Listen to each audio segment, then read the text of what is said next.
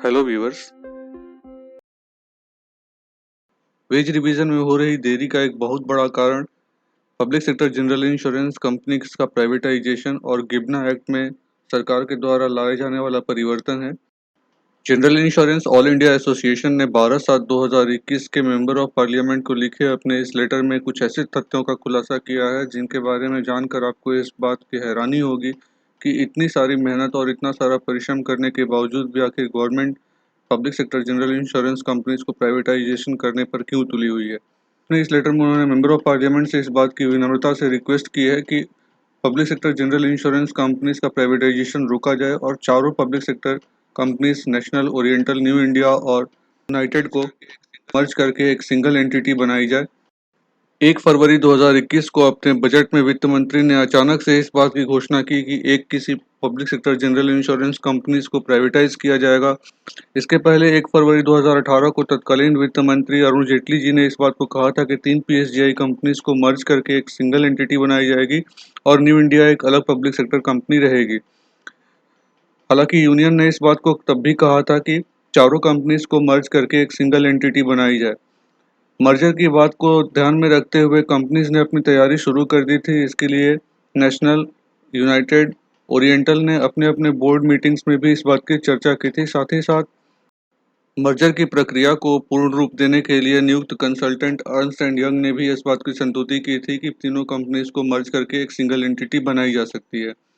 इसी के साथ साथ बजट 2020-21 में भी गवर्नमेंट के द्वारा गिबना एक्ट 1972 में परिवर्तन किया गया था ताकि ताकि तीनों कंपनीज को मर्ज किया जा सके और इंश्योरेंस सेक्टर में 2 public sector general insurance companies बने। इन सब के होने के बावजूद भी बजट 2021-22 में वित्त मंत्री का अचानक से ये घोषणा करना कि किसी एक कंपनी को ही प्राइवेट किया जाएगा, ये सबके लिए बहुत बड़े आश्चर्य की बात थी। देश को आत्मनिर्भर बनाने के लिए पब्लिक सेक्टर इंटरप्राइजेस के लिए लाई गई नई policy new public sector enterprise policy for आत्मनिर्भर भारत में बैंकिंग, इंश्योरेंस और फाइनेंशियल सर्विसेज को एक स्ट्रेटेजिक सेक्टर माना गया है। इसमें टोटल 18 स्ट्रेटेजिक सेक्टर्स हैं। ये इस बात को साफ दिखाता है कि इंश्योरेंस सेक्टर में पब्लिक सेक्टर कंपनीज का होना कितना ज़्यादा ज़रूरी है। आप इस बात को भी समझिए कि 2008 के इकोनॉमिक रिसेशन के दौरान पब्लिक सेक्टर कंपनीज ने इकोनॉमी को सुचारू रूप से चलाने में काफ़ी बड़ा योगदान किया था और इस बात को तत्कालीन प्रधानमंत्री श्री मनमोहन सिंह जी ने भी माना था। एनपीएससी यानी न्यू पब्लिक सेक्टर इंटरप्राइज की पॉलिसी लाने के पीछे गवर्नमेंट का सबसे बड़ा उद्देश्य मिनिमम गवर्नमेंट मैक्सिमम गवर्नेंस का था, यानी गवर्नमेंट का कम से कम हस्तक्षेप हो पब्लिक सेक्टर कंपनीज में। इसके अंतर्गत पब्लिक सेक्टर कंपनीज को मर्ज करने की बात कही गई थी। एसोसिएशन ने इस बात को कहा है कि गवर्नमेंट को अपने पुराने प्रपोजल पर विचार करना चाहिए और चारों कंपनीज को मर्ज करके एक पब्लिक सेक्टर कंपनी बनानी चाहिए, न कि किसी एक पब्लिक सेक्टर कंपनी को प्राइवेट करना चाहिए। 1972 में नेशनलाइजेशन होने से पहले प्राइवेट कंपनीज इंश्योरेंस पॉलिसीज को देश के कोने कोने में ले जाने में असफल रही थी और साथ ही साथ ये आम आदमी के पहुंच से भी बाहर था। लेकिन जब से नेशनलाइजेशन एक्ट 1972 में आया उसके बाद से चारों पीएसयू कंपनीज ने मिलकर बीमा को देश के कोने कोने में पहुंचाने का काम किया है। साथ ही साथ कई ऐसी बीमा पॉलिसीज बनाई हैं जिससे आम आदमी लाभान्वित हुआ है। Hut insurance, cattle insurance, agricultural pumpset insurance, machinery breakdown, marine policies, इस तरह की कई पॉलिसीज पब्लिक सेक्टर कंपनीज ने आम आदमी के लिए बनाई है जिसमें उन्हें कई बार नुकसान उठाना पड़ा है। लेकिन अर्थव्यवस्था का आगे बढ़ना और बीमा धारक के नुकसान की भरपाई का होना पब्लिक सेक्टर कंपनीज का एकमात्र ध्येय रहा है।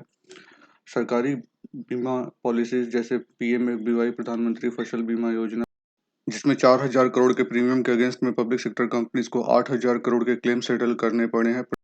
इस तरह की पॉलिसीज को सिर्फ पब्लिक सेक्टर कंपनीज ने ही वहन किया हुआ है। ये एक बड़ा लॉस मेकिंग पोर्टफोलियो है पब्लिक सेक्टर कंपनीज के ऊपर में, लेकिन इसके बावजूद जनता के हित के लिए पब्लिक सेक्टर कंपनीज ने इस पॉलिसी को लागू किया है देश भर में।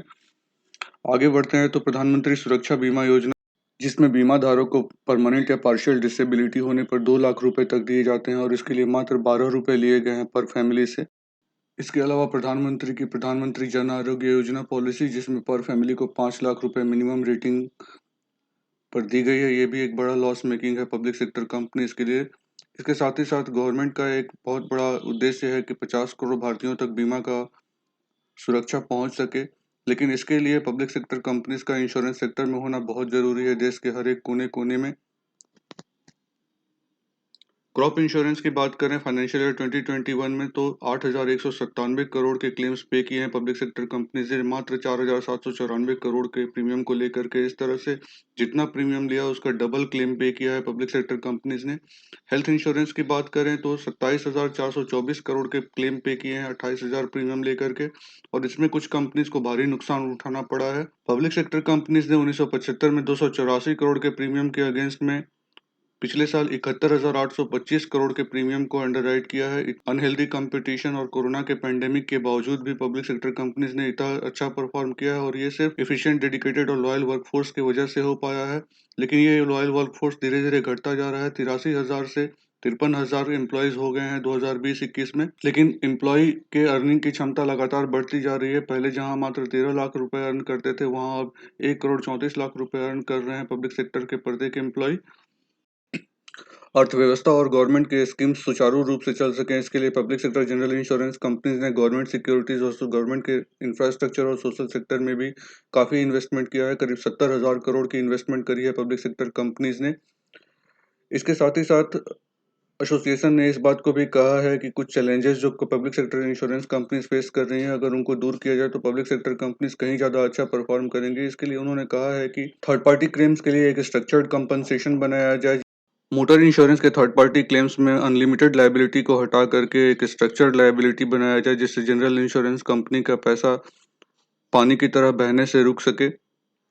आपको बता दें कि कई private companies loss making motor insurance business को अंडरराइट नहीं करती हैं, और ये loss making motor portfolios generally public sector companies के पास ही आती हैं। इसके साथ ही साथ एसोसिएशन ने कहा है कि प्राइवेट हॉस्पिटल्स को भी रेगुलेट किया जाए, और जीएसटी जो इंश्योरेंस के ऊपर लग रहा है उसे 18% से घटा करके 5% तक किया जाए, ताकि इंश्योरेंस का प्रीमियम कम हो सके और ये आम आदमी तक पहुंच सके। हम सभी को ये जानना बहुत ज़रूरी है कि देश हित में लगातार काम करने के बावजूद और लगातार नुकसान सहने के बावजूद भी पब्लिक सेक्टर कंपनीज को प्राइवेट किया जा रहा है। Thanks for watching.